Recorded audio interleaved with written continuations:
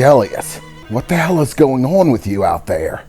I am getting both weird reports, strange fluctuations in the radiation readings, and the video I'm picking up of you is just bonkers, Jack said over the intercommunication system, as Delius was just rushing up through a grouping of enemies in a flash of green that surrounded his body, drawing his sword out as he shifted under one of them, cleaving it in half, the other right next to it, swinging his blade up, splitting it long ways, and 3 more after that dashed one after the other as he rapidly flashed past them. Normally, Delius is able to speed up his perceptions, but there's always been a stiff limitation.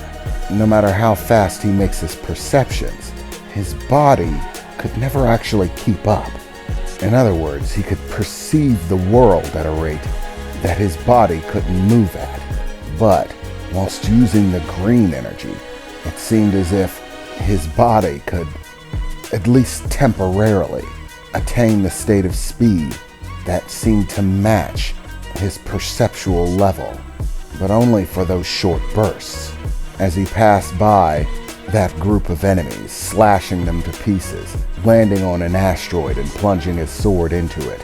Sensing another oncoming group, Delius quickly turned around with his left hand as it was engulfed in a bright blue energy.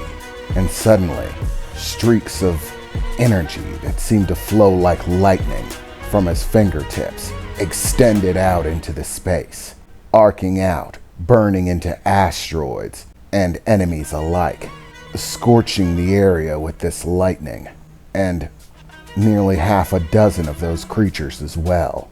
As the energy came in contact with their bodies, it surged through them, scorching the exterior until it scorched the interior right along with it, leaving them smoking husks floating in space. The numbers of the creatures were increasing still. How many of them were there? Delius thought to himself, as even more began to flow in from all directions. With his sword still on the ground, he lifted his other hand, this time the purple energy. With a sweeping motion, he began to move his hand across the field around him, and as he did, everything seemed to move along with it, picking up meteors, as well as the creatures clinging to them and moving in between them, all of them whirling and smashing together, beginning to cluster into a single finite point, piling on top of each other until there was a massive piece of stone with black appendages sticking out of it from all angles. Countless meteorites and creatures piled on top of one another, dozens of them. And as Delius concentrated, clenching his fist, the sphere that he had created began to crush down on itself, shrinking in bursts. 3 of them as it crushed down, smaller, and then smaller, and smaller still, until it was about 1/3 of the size that it was before, rainbow-colored blood eking out of cracks in the surface, while limbs twitched on the exterior. And still ahead, more enemies. Releasing his hold on the blue energy, Delius once again whirled the arm he was using purple energy on around, still grasping hold of that gigantic meteor that he had formed. As he did, wrapping his other arm in the orange energy. All it took was a bit of focus, and the giant meteorite that he was swinging around began to glow a bright red.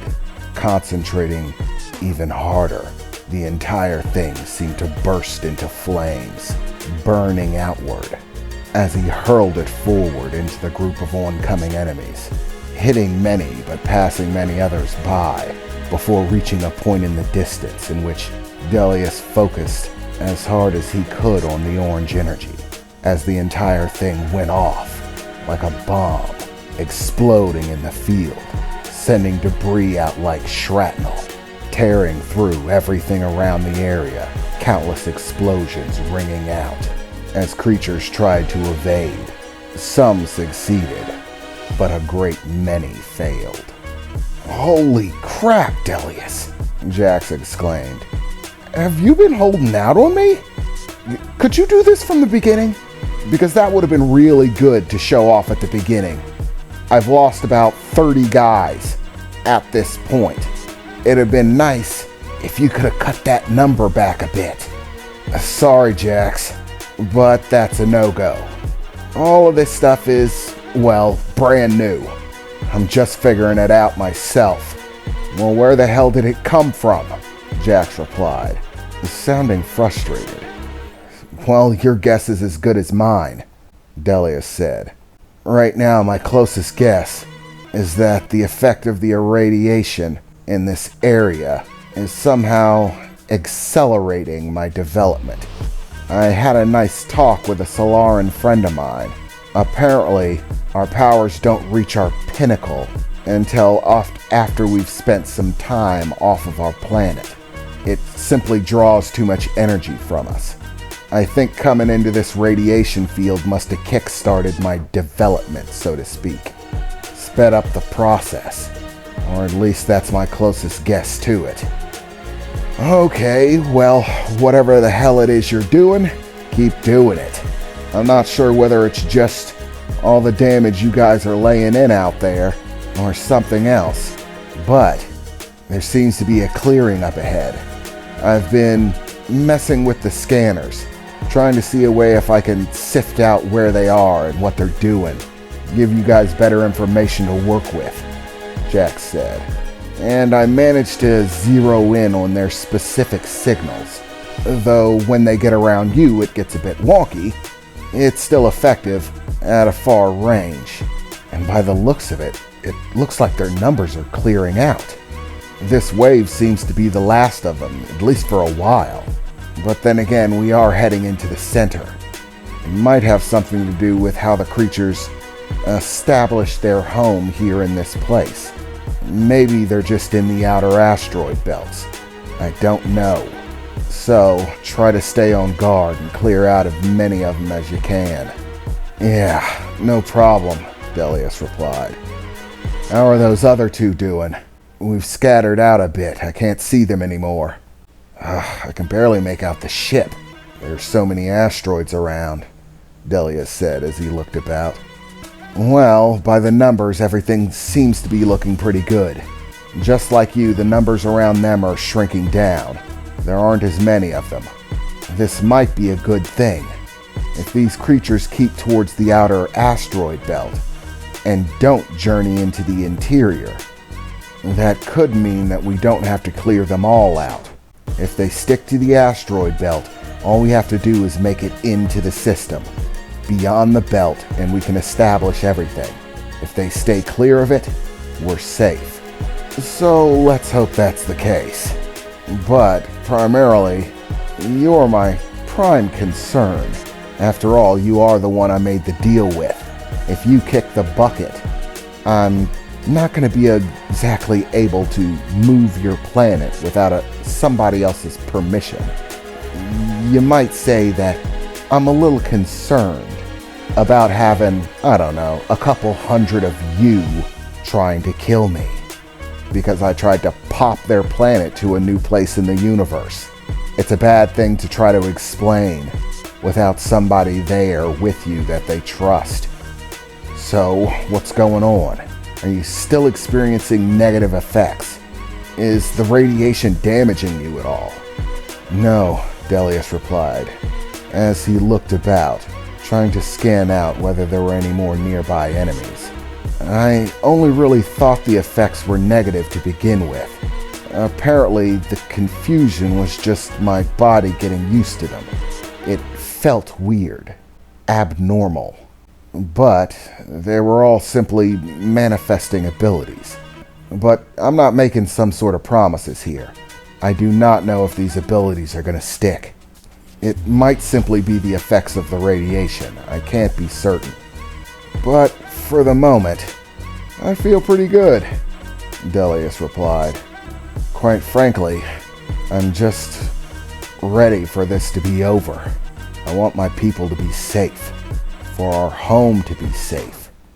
The sooner we get this done, the sooner that can happen. The war between the planets in my system It's gonna bring a lot of bloodshed. That isn't something that I want. Yeah, I get you, Delius. Believe it or not, I rather like the cut of your jib. You, I like. Ugh, that guy Regimen.